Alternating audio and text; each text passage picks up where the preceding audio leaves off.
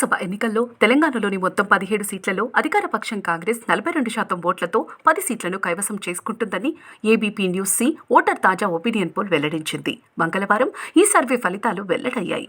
వీటి ప్రకారం ఓట్ల పరంగా 27% వాటాతో కాంగ్రెస్ తర్వాత రెండో స్థానంలో ఉండే బీఆర్ఎస్ కేవలం 1 సీటుకే పరిమితమవుతోంది.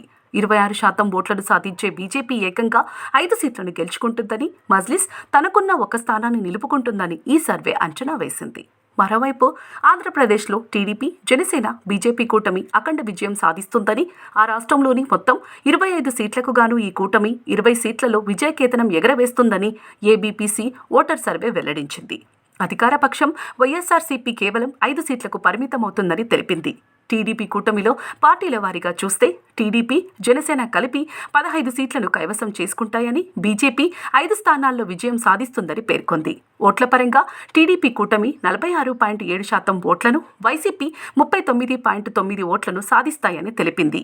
ఏపీ అసెంబ్లీ ఎన్నికల్లో టీడీపీ కూటమి విజయం తథ్యమని ఈ సర్వే ద్వారా స్పష్టమవుతోంది.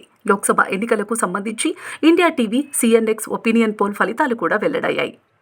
వీటి ప్రకారం తెలంగాణలో కాంగ్రెస్ 8, బీజేపీ 6, బీఆర్ఎస్ 2, ఎంఐఎం 1 స్థానాన్ని గెలుచుకోనున్నాయి. ఏపీలో టీడీపీ 12, బీజేపీ 3, వైసీపీ 10 స్థానాలను కైవసం చేసుకుంటాయి. ఏపీలో కాంగ్రెస్ ఖాతా తెరవబోతుందని ఈ సర్వే పేర్కొంది. కాగా దేశంలో బీజేపీ మరోసారి ప్రభంజనం సృష్టించనుందని, ఆ పార్టీ నేతృత్వంలోని ఎన్డీఏ కూటమి 393 సీట్లతో హ్యాట్రిక్ విజయాన్ని నమోదు చేయనుందని, ఇండియా కూటమి 100 సీట్లను మించి సాధించలేదని సర్వే వెల్లడించింది.